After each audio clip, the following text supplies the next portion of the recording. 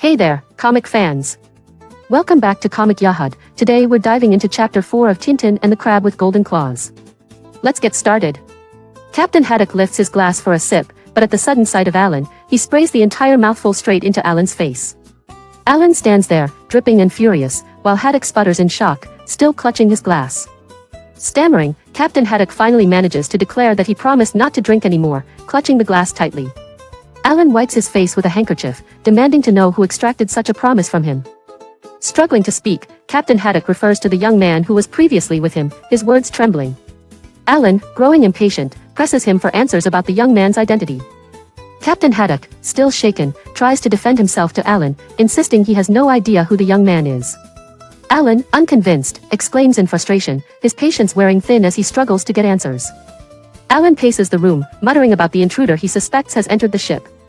He realizes that the captain's earlier outburst might have scared Tintin away, but remains cautious about the possibility of a return. Allan instructs a crew member named Jumbo to guard the porthole vigilantly, handing him a gun to ensure no one enters unnoticed. Jumbo acknowledges the order, ready to act, while Captain Haddock slumps over the table, exhausted.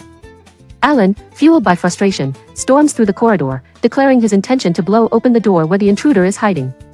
With a sense of urgency, Allan stands over a crew member who diligently sets up a makeshift explosive device against the door. The atmosphere is tense as they prepare to breach the barrier and confront whoever lurks inside. As the preparations are completed, Allan instructs the crew member to take cover, signaling the imminent detonation. The two quickly move away from the door, bracing for the explosive impact that will follow. The explosion rocks the corridor, sending debris flying as the door is blown off its hinges with a deafening boom. Allan and his crew brace themselves against the shockwave, their resolve unshaken by the chaos around them. Emerging from the smoke, Allan and a crew member cautiously approach the destroyed doorway, guns drawn, assessing the aftermath. They speculate whether the blast has incapacitated the intruder or if he might be feigning defeat. Suddenly, a gunshot rings out from the shadows, prompting Allan to curse the hidden foe. He and his companion react swiftly, their expressions tense as they prepare for a dangerous confrontation. Allan peers through the smoke-filled doorway, gun raised, ready to confront the hidden adversary. His eyes scan the shadows, searching for any sign of movement.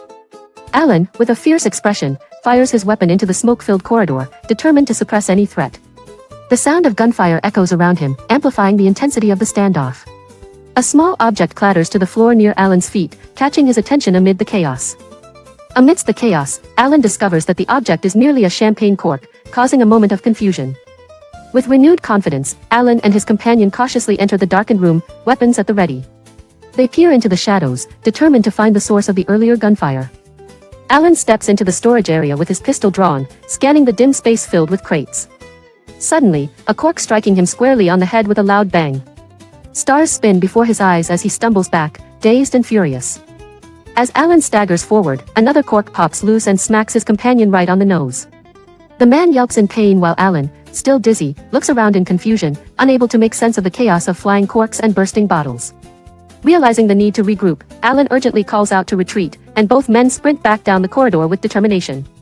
Their expressions reveal a mix of frustration and urgency as they race to reassess their strategy.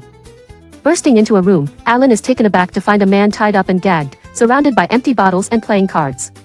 His eyes widen in confusion, trying to comprehend the surprising scene before him. Ripping off the gag, Allan demands an explanation. The shaken sailor stammers, confessing that he kept watch on the porthole, but not the locker beneath the bunk. That's where Tintin had been hiding all along. Allan's anger flares as he realizes how close they were to catching him. Frustrated by the response, Allan's anger boils over, and he strikes the man fiercely, sending him and the chair tumbling. The room erupts in turmoil as the man, dazed by the blow, struggles to regain his composure. Another crew member rushes in, breathless and alarmed, revealing that the wireless operator has been found bound and gagged. Allan's eyes widen with a mix of shock and disbelief, realizing the situation is more complex than he thought. Allan, clearly frustrated, confronts a crew member who informs him with a mix of disbelief and urgency that the longboat has vanished. His anger intensifies as he realizes the situation has spiraled further out of control. Meanwhile, Tintin, Captain Haddock, and Snowy navigate the choppy seas in the missing longboat, trying to distance themselves from the ship. The waves crash around them as they row with determination, the ship's smoke trailing far behind.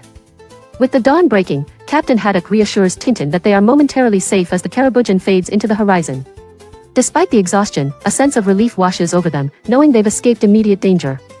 Tintin and Captain Haddock discuss their precarious situation as they row through the turbulent sea, with the captain suggesting they take turns resting to conserve energy. Tintin agrees, acknowledging the long distance to the Spanish coast, while Snowy remains watchful. The longboat battles the relentless waves, each one threatening to overwhelm their small vessel as Captain Haddock rows with all his might. The vast sea stretches endlessly around them, a reminder of the daunting journey ahead. Exhausted and shivering, Captain Haddock expresses his discomfort, lamenting his thirst and the biting cold. His determination remains unbroken, though the toll of the journey is evident on his weary face.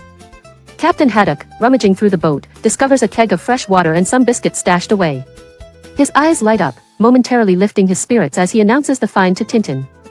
As he continues searching, Captain Haddock's face brightens with a mix of surprise and delight upon finding a bottle of rum. He holds it up triumphantly, his earlier discomfort momentarily forgotten. However, a stern resolve takes over as he remembers his promise to give up drinking. With determination, he declares his commitment to keeping his word, even in the face of temptation. Despite his earlier resolve, Captain Haddock struggles with temptation as he considers having just a drop of rum to warm himself against the cold sea breeze. The internal conflict is visible on his face as he battles between his promise and the immediate comfort of the drink. Succumbing to his desire, Captain Haddock takes a sip, feeling the warmth spread through him and justifying it as a necessity against the cold. Relishing the reprieve it offers, he contemplates another sip, his resolve wavering with each taste. Promising himself to dispose of the bottle after one final sip, Captain Haddock is taken aback to find it already empty. The realization dawns on him, mingling surprise with a touch of regret as he faces the consequences of his indulgence. In a moment of regret, Captain Haddock hurls the empty bottle into the sea, watching it disappear among the waves. He turns to see Tintin fast asleep, finding a moment of peace amidst the chaos. As the boat rocks, Captain Haddock rows with determination, feeling the cold biting through his clothes. He worries about Tintin's comfort, knowing the chill must be seeping into his bones as well. Suddenly, inspiration strikes Captain Haddock, and he announces a plan to keep them warm. The idea brings a glimmer of hope as they continue their arduous journey across the sea. Suddenly, the crackling sound of fire erupts as flames engulf the wood near Tintin and Snowy, startling them awake. Above them, a frantic figure waves desperately for attention amidst the smoke. Captain Haddock stands at the stern. Tintin, shocked by the flames consuming their makeshift raft, wide-eyed and alert, looks around in alarm as the fire threatens their only means of survival. Tintin yells in disbelief as he sees their precious oars being fed to the fire, questioning if Captain Haddock has lost his mind. The captain, holding pieces of wood, seems unbothered by the chaos, leaving Tintin exasperated. Tintin, with Snowy by his side, discovers a bucket, exclaiming with relief as he holds it up. The wind whips the sea around them, and the urgency to fight the flames grows stronger. Captain Haddock, shivering and defiant, warns Tintin with a determined glare not to extinguish the fire. His voice trembles with both cold and resolve as he stands firm against the biting wind. Ignoring the captain's warning, Tintin uses the bucket to douse the flames, while Captain Haddock begrudgingly shields his eyes from the smoke. Snowy watches intently, his ears perked up as the fire's threat diminishes. Captain Haddock lunges forward, trying to snatch the bucket from Tintin's grasp, his voice booming with frustration. Tintin, startled, questions the captain's motives, unsure why he insists on keeping the fire ablaze. In the chaos, the boat tips violently as the flames rage higher, sending both Tintin and Captain Haddock tumbling into the sea. The bucket flies through the air, forgotten as their vessel succumbs to the inferno. Amidst the swirling waves, Tintin and Captain Haddock surface, clinging to debris for safety. Their eyes meet in shared disbelief as the remains of their boat drift away, leaving them stranded in the turbulent sea. Clinging to a capsized boat, Captain Haddock laments their plight with a dramatic wail, cursing his actions. Tintin, perched beside him with Snowy, acknowledges the dire situation with a resigned nod. Captain Haddock confesses to drinking the rum in a fit of remorse, wringing his hands in despair. Tintin hushes him gently, trying to calm the storm of guilt that rages within the captain. Suddenly, Tintin's eyes widen with hope as he spots a seaplane approaching in the distance. He exclaims with joy, pointing to the sky, while Captain Haddock turns to see their potential salvation. As the seaplane approaches, Tintin excitedly points out its Moroccan markings, sharing his observation with Captain Haddock. The captain squints into the distance, hope mingling with the uncertainty of their situation. Suddenly, the seaplane opens fire, bullets tearing through the air as Tintin and Captain Haddock duck for cover. Their hopes are dashed as danger intensifies, forcing them to cling desperately to the capsized boat. The seaplane swoops low over the surging waves, its intentions now clear as Tintin, Captain Haddock, and Snowy brace themselves. The trio clings tightly to the wreckage, fearfully watching the looming aircraft. Captain Haddock shakes his fist at the retreating seaplane, hurling insults with a voice filled with fury, while Tintin warns him of its return. Snowy stands alert, watching the approaching danger with a worried bark. The seaplane banks sharply, its yellow body gleaming under the sun as it prepares to make another pass over the stranded trio. The threat is unmistakable as it descends with a menacing intent. As the plane roars overhead, bullets spray the water around Tintin and Captain Haddock, forcing them to dive into the sea for cover. The relentless attack leaves them gasping and clinging to the wreckage, eyes wide with a mix of fear and defiance.